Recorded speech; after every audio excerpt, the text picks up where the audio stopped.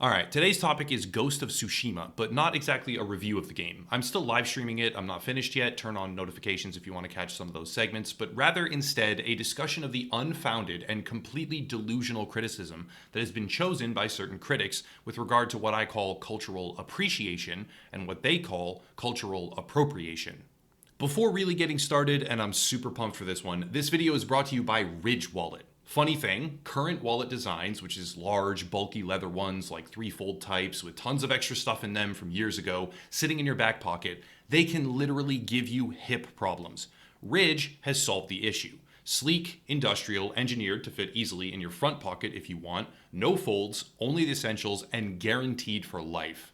There are over 30 different styles and colors to choose from, and they will even let you test the product, and I don't think I've heard of this for very many other companies out there, but they'll let you test the product for 45 days to make sure it's right for you. And if it's not, then you just send it back for a full refund. It's got RFID protection, room for 12 cards, plus cash, and over 30,000 five-star reviews because their product really is easily the best in the industry. Ridge has also partnered up with the channel to provide a 10% discount for our community. Go to ridge.com/upper echelon. Again, that's ridge.com/upper echelon and use code upper echelon for 10% off. And there's a link down in the description. Big thank you to Ridge for sponsoring the video.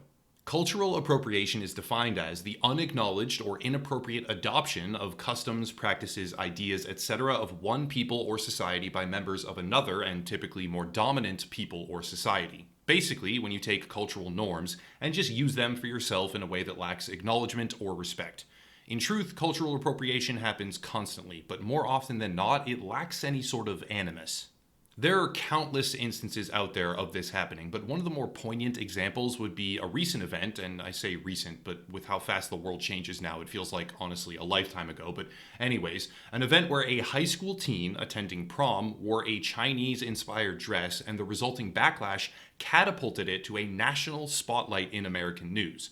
To some, this was innocent, innocuous, and harmless. But to others, it was a travesty, a hostile cultural attack that needed to be shut down, because the adoption of a marginalized fashion accessory or clothing item was appropriation of that culture's individual and unique history.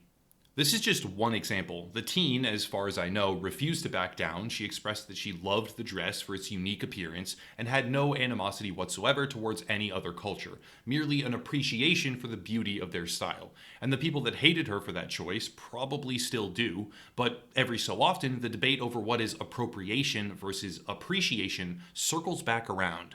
This time, it's a video game called Ghost of Tsushima, based in feudal Japan. I am playing the game myself, it's pretty good, and I enjoy it. However, the discourse surrounding this title, ever since launch day, has been shaping itself in a rather strange direction.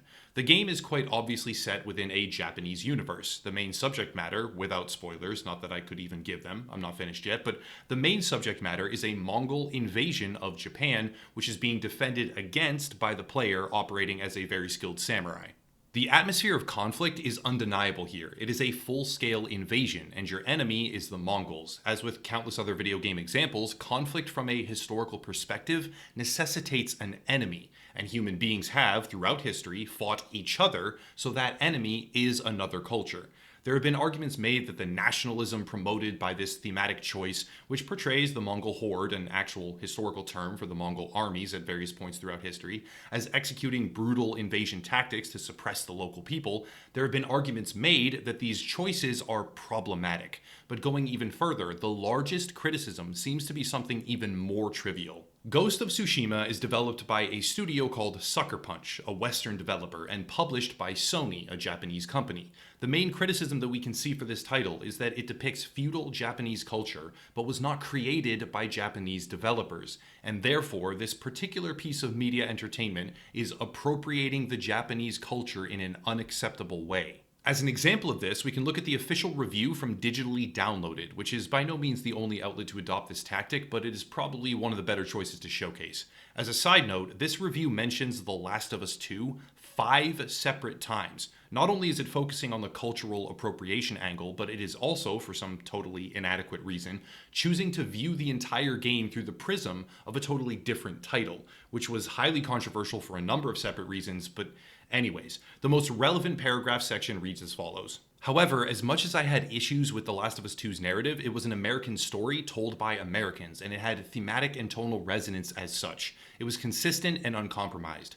Ghost of Tsushima, by contrast, is a wild misfire with every narrative element it attempts, and it boils down to this. Sucker Punch decided to do a historical epic inspired by Kurosawa, and produced something that fails as both history and as a pastiche of Kurosawa. There are going to be a lot of people that love this game, and I'm glad those people enjoy the game, but I don't think that those failures should be overlooked, nor dismissed as irrelevant to the quality of this, both as artwork and entertainment product. Interestingly enough, we can see another Last of Us 2 comparison here, but this contrast is not oriented around gameplay or player experience. It is oriented around narrative nationality. The Last of Us 2 is an American story told by Americans, so that's okay. But Ghost of Tsushima is a Japanese story told by Americans, so that's not okay, and it is a wild misfire with every narrative element it attempts. Something I can speak on for myself given the number of hours I have played thus far, and this claim is pathetically over-exaggerated. Here's the problem. Matt S., the editor-in-chief and writer of this review, is by any and all indication a Western white male. I could be wrong, the assumption of culture in today's day and age is a minefield at best, I get that, but I don't say this to cause controversy. I say this to underline a point. The criticism of a game's narrative for being developed and produced by Western creatives, yet pertaining to an Asian culture, is being leveled by a Western media firm and an individual writer who, again by any and all indications I could find, is not speaking from a position of authority on the demographic he is staunchly defending. To take this even further, Kotaku, an outlet I have my own issues with, yes, but for this particular case produced something hyper-relevant right now, published an article which effectively combines the most notable Japanese reviews for Ghost of Tsushima under one roof, and the results might surprise you. Any number of quotes here could be highlighted, but for instance, see here, from Akiba Soken, I apologize if I'm mispronouncing that, I'm not sure, the review ends by stating that Ghost of Tsushima's protagonist, Jin Sakai, isn't the typical samurai of foreign creation, but rather a real Japanese samurai, with the site using both the English samurai and the words kanji to highlight this distinction. How about Famitsu, who awarded the game a perfect 40 out of 40? Famitsu, however, went on to praise the way the game looks and plays. It thought Kurosawa mode was especially cool, the story and characters, and called it a great masterpiece. It highly recommended the game to those who like sword-fighting action and historical dramas. Effectively, the game is praised higher by the very culture whose history it thematically emulates when compared to the demographics that criticize it, and this discrepancy continues even further. Someone like Tony Choi, a digital director at Immigrants Rising right now, said the following: I really love it when Asian Americans raise serious concerns on an issue and white people go behind our backs to Asia to ask Asians in Asia what they think instead of actually asking us. Interestingly enough, this entire issue is created and exacerbated by demographics who are speaking for a culture that they do not necessarily represent. The game depicts traditional Japanese feudal society, and Japanese media outlets praise it as a masterpiece. Western audiences consume the media and, largely speaking, enjoy the execution. It is a well-crafted title with a lot to offer, and individual complaints aside, such as generic open-world activities or various bugs and glitches, which do exist, by the way, Ghost of Tsushima is a hugely successful swan song for the PS4, according to almost anyone who examines the game with an objective lens. This leads to the question, what is cultural appropriation versus cultural appreciation? Because these two words may be phonetically similar, yes, but they could not possibly be more contradictory in the eyes of social justice. A game designed with every intention of respecting cultural origins, executed in a way that receives perfect scores from the culture it depicts, should be considered appreciative, correct? Not for some. On my own timeline on Twitter, when stating simply that I enjoy the game and I had an overall very fun first 7 hours, comments like this appeared. Now, to be fair, I sort of suspect that this individual is just a troll, but the fact that I can't actually tell, and the sad reality that even if this one account is in fact satire, the mentality is all too real, it makes me wonder where the line will be redrawn next. When a piece of media is produced that depicts anything other than the specific identity of the creative team behind it and subsequently condemned for appropriating culture, how do we reconcile that level of artistic destruction here? Some of the best games in the world are produced by development teams of Asian descent but depict a story of Western origin. Is that to be shut down as well? Perhaps not, seeing as cultural appropriation typically refers to a more dominant culture than co-opting and repurposing the culture of a less dominant one. Except, how do we define dominant? Do we think of this in terms of global military power? If so, then the United States would be perceived as the dominant culture and therefore cannot adopt, appreciate, or depict any other culture's heritage from media or entertainment. Do we define dominant as economic influence, though? What about economic complexity?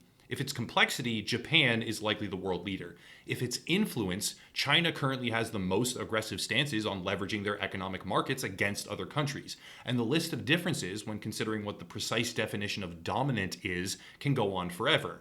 When there is a genuine effort to depict another culture with accuracy and respect, with relative success to the point of perfect scores being given from that very culture's most dominant media outlets, how do we proceed if even then appreciation becomes appropriation? Bottom line, Ghost of Tsushima, among other contemporary events like nationality or heritage defining who can even voice act certain characters, but that's an entirely separate video. Ghost of Tsushima has once again sparked a debate on how far do we go when pushing the envelope in terms of how easily can we get offended. How quickly can we get victim points, even when we ourselves aren't the victim? And how in the world can creative vision and artistic craftsmanship survive in a reality where this atmosphere of outrage is considered normal by a violent, aggressive, and perpetually angry few? But that's it. Ghost of Tsushima is a very good game. It absolutely is. And I'll have a review for it at some point in the future when I finally finish playing and streaming the game. It's taking longer than I wanted, but oh well. If you want to support, there are links down below. Merch, Patreon, Twitter, other social media, another gaming YouTuber to support as well. Please check him out, but I'll cut it there and stop rambling. As always, thank you all for watching, and have a nice night.